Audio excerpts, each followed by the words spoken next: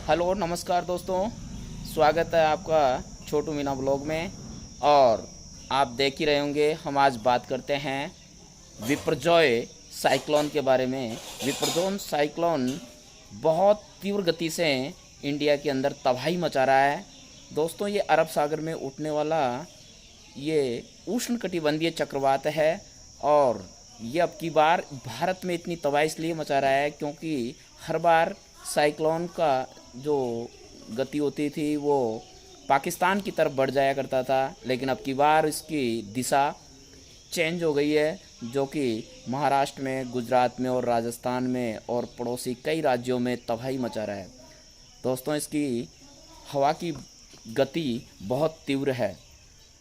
145 kilometre प्रति घंटा की स्पीड से हवा चल रही है और साथ में बारिश भी है।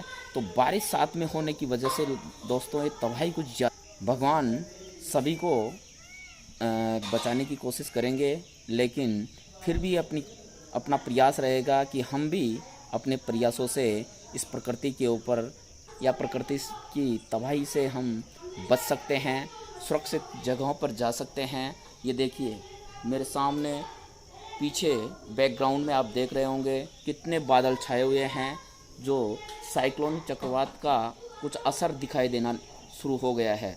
दोस्तों, आप सोच रहे होंगे कि पता नहीं इंडिया के कौन से कोने से बोल रहा है, लेकिन मैं आपको बता देना चाहता हूं कि राजस्थान की राजधानी जयपुर के निकट जमवारामगढ़ तहसील से बोल रहा हूं।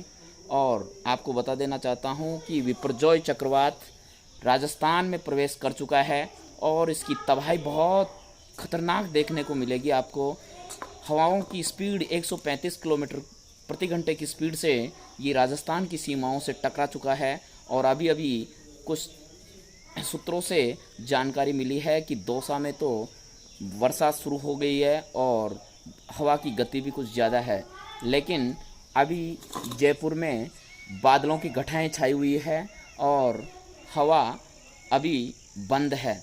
लेकिन सभी लोगों से मैं अपील कर रहा हूं कि अपनी अपनी सुरक्षित जगहों पर पहुंच जाए और कच्चे झोंपड़ों को छोड़ करके वो सुरक्षित जगह पर जाए और अपने मवेशियों को, पशुओं को भी वो सुरक्षित स्थान पर लेकर के और उनको बचाने की कोशिश करे, क्योंकि टीन शेड उड़ने की पूरी संभावनाएं जताई जा रही है।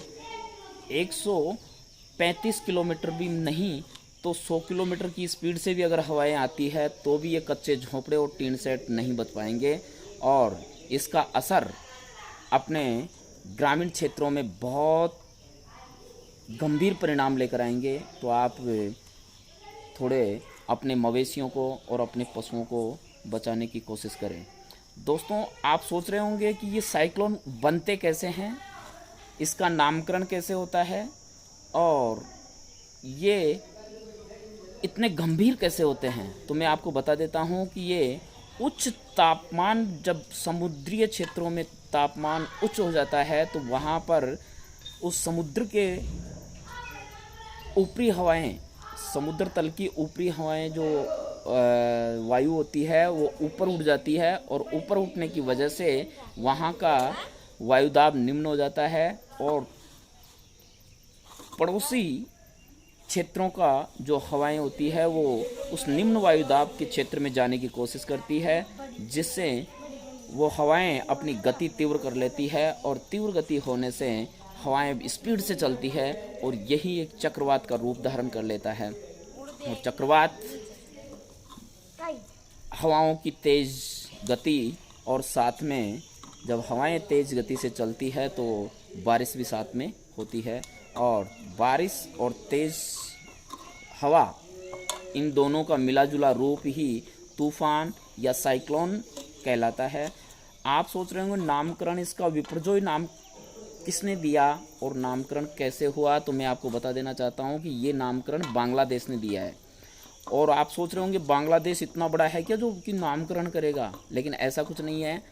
यहाँ कुछ देशों की लिस्ट बनी हुई है और वो 13 देश ऐसे देश हैं जो कि ऐसे साइक्लोनों का जो भी उत्पत्ति होती है तो उनका नामकरण क्रम से करते हैं। जब भारत का नंबर आता है तो कभी नामकरण भारत करता है, कभी पाकिस्तान करता है, तो कभी बांग्लादेश करता है, तो कभी इंडोनेशिया करता है, तो कभी थाईलैंड करता है, तो कभी श्रीलंका करता है। सब अपने अपने जब नंबर का इंतज़ार करते हैं।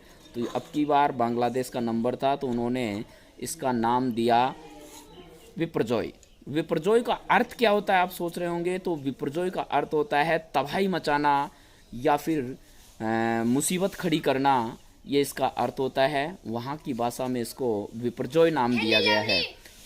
तो दोस्तों मैं आप सब लोगों से कहना चाहता हूँ कि आप अपने आप को भी बचाएं और अपने चिर परिचित लोगों को भी जागरूक करें कि इस तूफान के भयावह रिजल्ट अपने को देखने को नहीं मिले, तो अपन उन रिजल्ट्स को कम कर सकते हैं कि जो खतरनाक परिणाम अपने सामने आएंगे।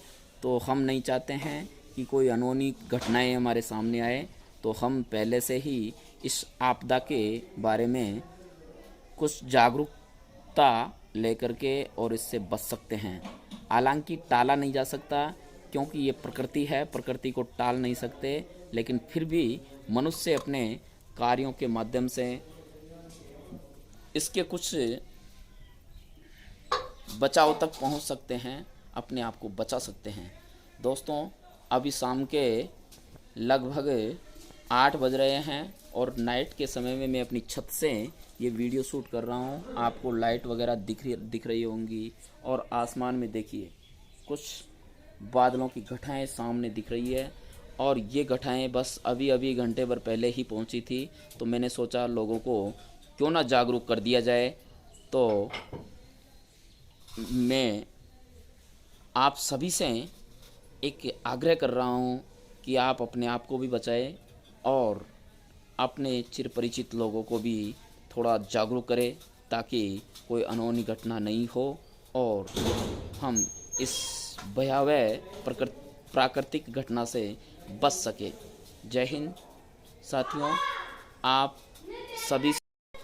सभी से मैं उम्मीद करता हूँ कि आप मेरे बताए हुए रास्तों पर ज़रूर अमल करेंगे और इस भयावह विपर्जय तूफान से बच पाओगे।